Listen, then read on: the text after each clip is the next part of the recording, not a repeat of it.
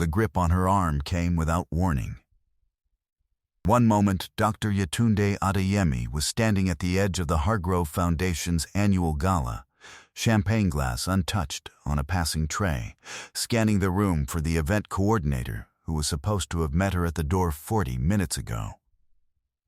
The next moment, a hand closed around her upper arm, and a voice said, "Ma'am, I'm going to need you to come with me," and she was being walked, firmly, with purpose, without consent, toward a side exit at the far end of the Leland Grand Hotel's ballroom. Around her, 600 people in black tie continued their conversations. The orchestra played, the chandeliers threw gold light across silk and diamonds and rented tuxedos. No one stopped. A few people watched. None of them moved. The event coordinator's name was Priya Anand. The security guard's name was Todd Warwick. And in 11 minutes, the Hargrove Foundation's director of events, who had organized this gala for 5 consecutive years, would walk to the podium to introduce the keynote speaker, the most prominent slot, the moment the entire program built toward, and have no one to introduce. Because Dr. Yetunde Adeyemi, director of the Center for Global Health Equity at Columbia University, 3-time recipient of the Gates Foundation Research Grant, the woman whose work on vaccine distribution infrastructure had reached 62 million people in 11 countries, was being walked out a side door while the gala continued around her. Here is what had gone wrong in the 40 minutes before Todd's hand closed on her arm. Yetunde had arrived at the Leland Grand Hotel at 6:47 p.m., 13 minutes before the gala opened.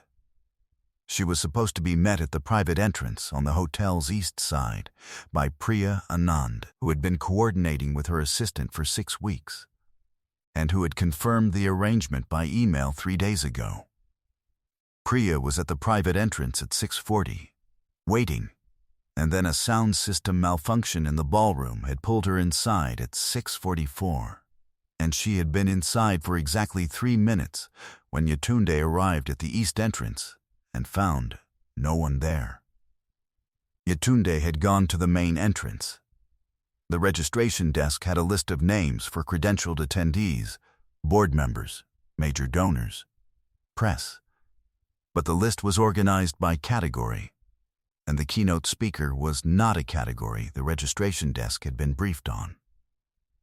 The desk volunteer, a college student named Hannah, who was working her 3rd event and doing her best, had looked at the list and not found Adeyemi and had told Yetunde that she could check with the event's coordinator, who was inside. There was a wristband for credentialed attendees. Hannah wasn't certain whether Yetunde should have one or not, and had not wanted to make the wrong call.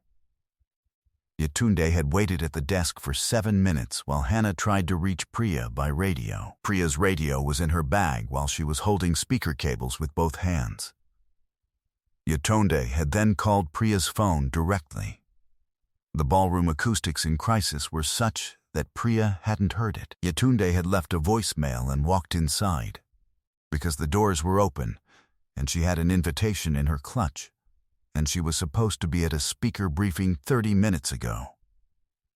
She had been inside the gala for 20 minutes, navigating a room of 600 people in search of a face she had only seen in a photograph, when Todd Warwick noticed her standing near the restricted access corridor. None of this was malice. It was the particular failure mode of a large event managed by competent people who had not fully mapped the gap between their systems and what fell outside them. Priya had organized 5 years of galas without a speaker who arrived without pre-reg. The registration desk had a protocol for donors and press, but not for keynotes. Todd had a protocol for unidentified individuals in restricted areas, and no information suggesting this one was different. A different woman, in a different gown, would have been met at the door and handed a badge and escorted to the speaker's lounge without any of this occurring. The system had not been designed to fail Yetunde. It had simply not been designed with her in mind. Which, in the accounting of outcomes, amounts to the same thing.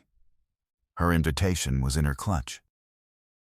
The invitation she hadn't needed to show yet because she hadn't made it past the lobby before Priya Anand had called her phone, unanswered, because Yetunde had been standing in a lobby full of noise and assumed she wasn't coming and turned her attention to the 100 other things a gala requires.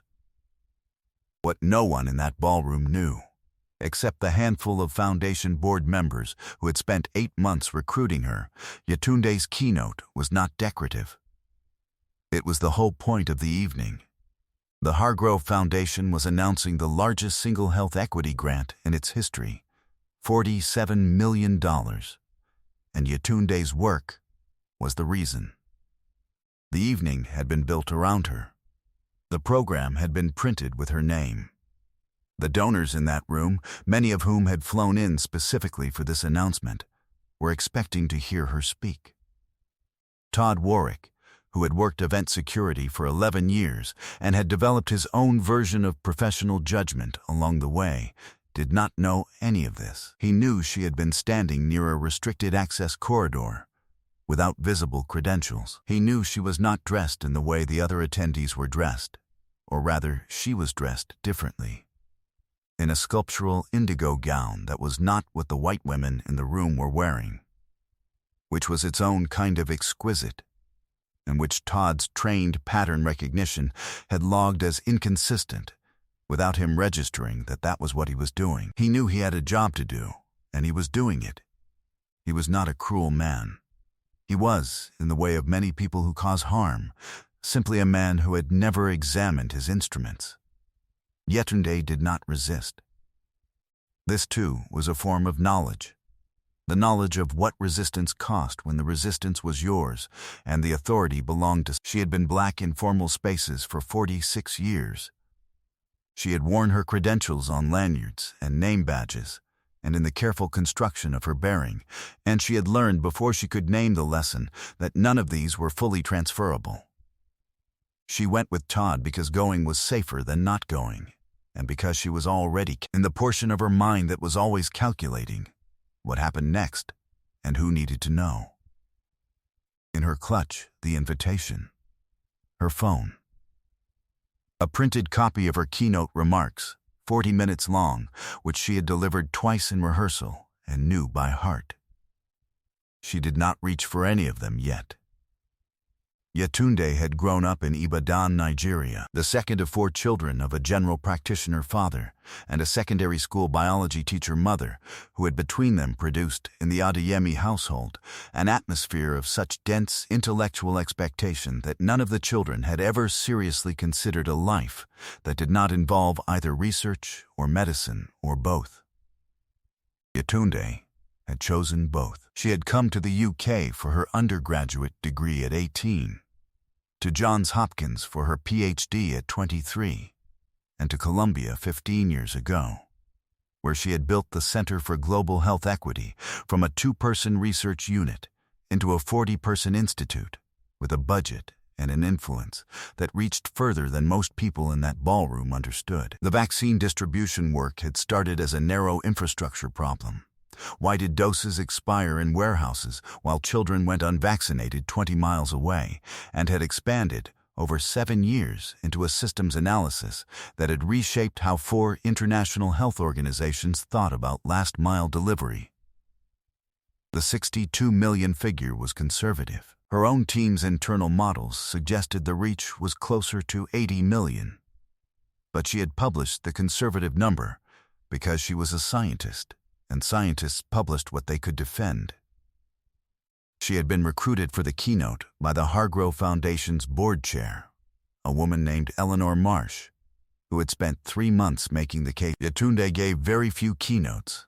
She found the format inefficient, preferred the time in the lab or in the field, but Eleanor had been persuasive, and the $47 million announcement had been persuasive.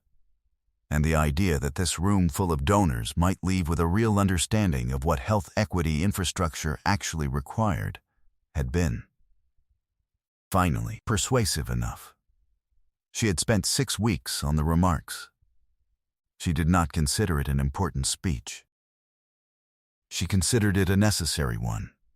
She was halfway through the side exit door when her phone buzzed, Todd had not asked her to surrender the phone. She looked down at it in the clutch. "Eleanor Marsh, calling. I need to take this," she said. Todd's hand on her arm did not loosen. "Ma'am, we can sort out whatever. It's the board chair," Yetunde said. "Of this foundation. I am the keynote speaker. I need to take this call." Todd looked at her. People said things, in his experience. They always had an explanation. His job was to manage the situation and sort out explanations afterward, in the bright light of a hallway away from the event. "One moment," he said, and he moved her through the door. The side corridor was beige and fluorescent, the hotel's operational backbone, nothing like the ballroom 30 feet away. Supply carts, a folded banquet table, the particular institutional quiet of a space designed to be invisible. Yetunde stood in it and looked at Todd and pressed accept on her phone. "Yetunde," Eleanor's voice was tight. "Where are you? We're 7 minutes out from your introduction." "I'm in the service corridor on the east side of the ballroom," Yetunde said. "I've been removed from the event by security." A pause. "I beg your pardon." "A security guard named Todd escorted me out. I've been trying to reach Priya Anand for 40 minutes. I didn't have a badge. I had my invitation, which I hadn't yet needed to present." Another pause. Shorter. The pause of a woman who had spent 30 years on nonprofit boards and understood exactly what she was being told and what it meant. "Put him on," Eleanor said. Yetunde held the phone out to Todd. He looked at it. At her. He took it. Eleanor Marsh spoke to Todd Warwick for approximately 90 seconds. The conversation was quiet enough that Yetunde could not hear Eleanor's end. She didn't need to. She watched Todd's face perform the same sequence she had watched Craig Ellison's perform, that Glenn Pryor's had performed, that Rick Dolan's had performed. The face of a person whose model of the situation has just been revised against their, whose certainty has been shown to be the wrong shape for the truth it claimed to contain. His hand had dropped from her arm somewhere in the first 30 seconds. By the time he returned the phone, he was holding himself differently. Not contritely. There wasn't time for contrite. And Yetunde didn't particularly need it, but with the particular uprightness of a man trying to locate dignity in a situation where he had spent it. "Dr. Adeyemi," he said. How do I get back to the ballroom from here?" she said. He took her. They came through a door beside the stage. Priya Anand was standing at the edge of the curtain, phone to her ear, calling Yetunde's number again and getting voicemail again. The call Todd had interrupted, and when she turned and saw Yetunde, she made a sound that was equal parts relief and horror and professional shame. She had worked events for 12 years. She had planned this one for 9 months. She would replay the last 40 minutes in her head for longer than she was comfortable admitting. She started. "We have 5 minutes, Yetunde said. "Tell me the order." Priya told her the order. Yetunde listened. She made one adjustment. She asked to skip the formal introduction and walk out cold, which was unusual, but which Priya agreed to, because Yetunde was the keynote speaker, and at this point, Priya would have agreed to almost anything. She put her clutch down on a side table.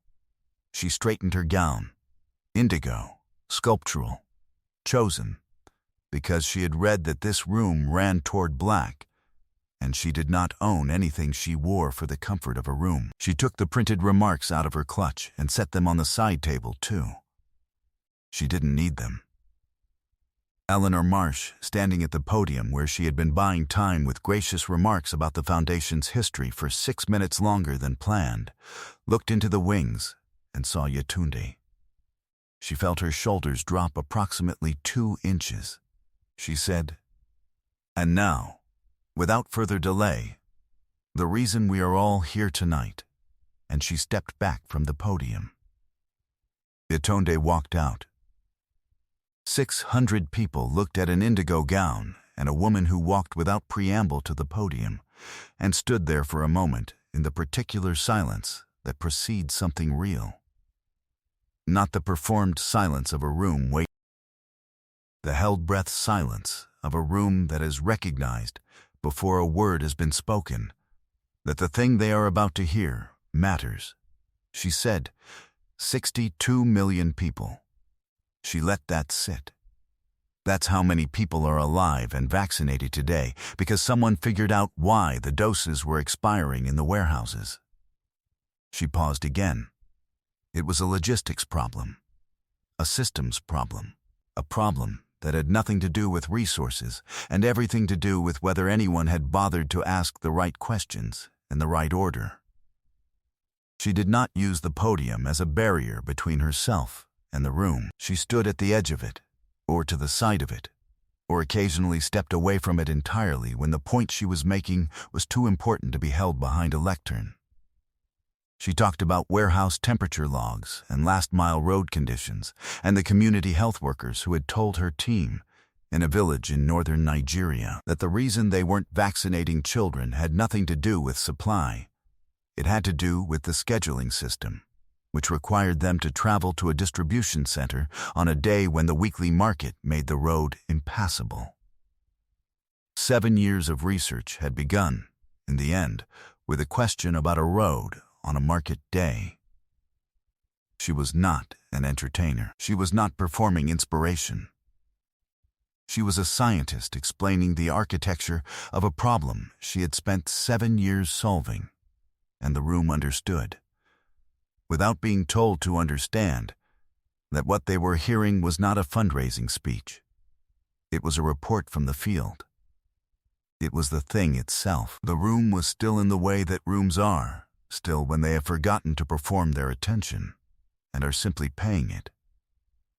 Donors who had heard 100 keynotes at 100 galas sat without checking their phones.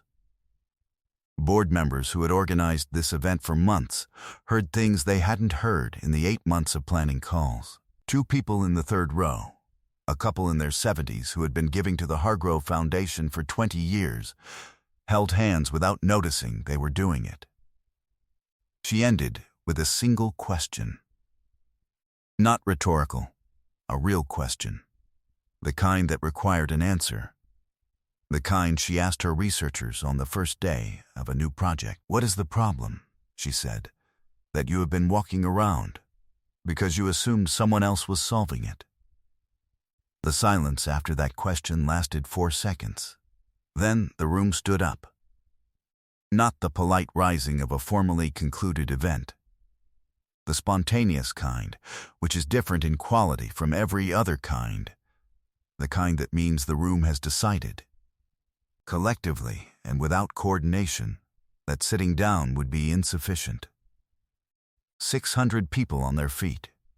The orchestra conductor had turned around on his stand to watch.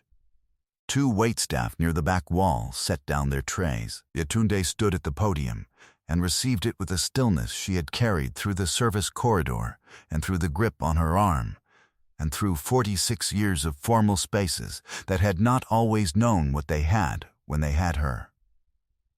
She did not beam. She did not deflect.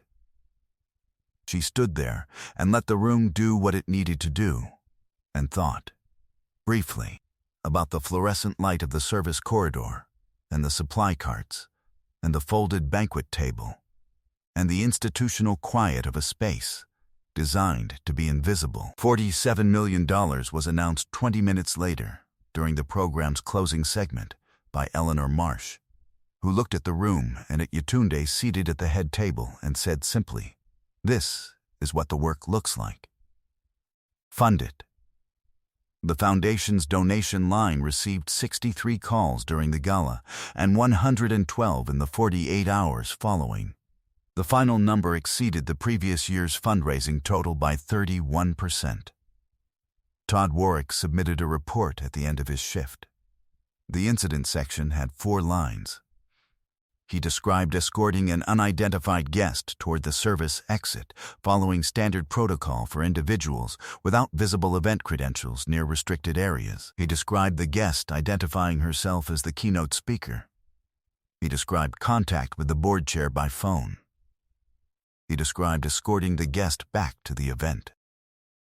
His supervisor reviewed the report the following morning, noted the incident, and scheduled a review of the credentialing protocol for events that included keynote speakers who had not been pre-badged at registration.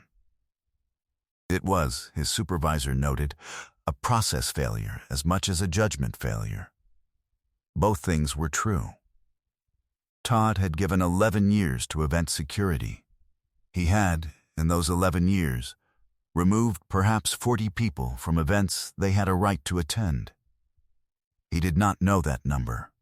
He had not counted. The reports existed somewhere in a filing system, but he had not read them back, had not mapped the pattern of his own decisions against the demographics of the people he had escorted towards side exits, while galas continued around them. He did not do this after the Hargrove Foundation event either. But he thought about it. He thought about the corridor and the fluorescent light in Yetunde's face when he had refused to let her answer the phone. The particular quality of patience in that face. The sense of a person who had done this calculation before and knew the cost of each available response. He thought about it more than he expected to. That, perhaps, was its own kind of beginning. Yetunde returned to New York the next morning. She had an 8 a.m. lab meeting she had rescheduled once already and would not reschedule again. On the flight, she revised a funding proposal that the $47 million would now support. 12 field sites across 3 countries, each one a test of a different distribution model. The whole network designed to generate the data that would answer the question she had posed in the keynote.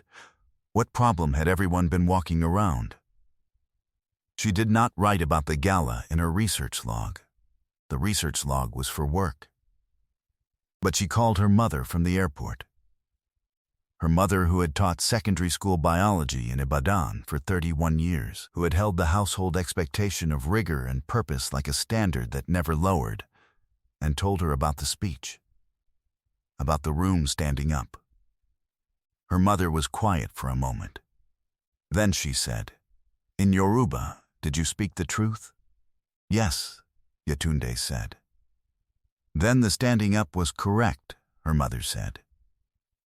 "Go to your meeting." Yetunde went to her meeting.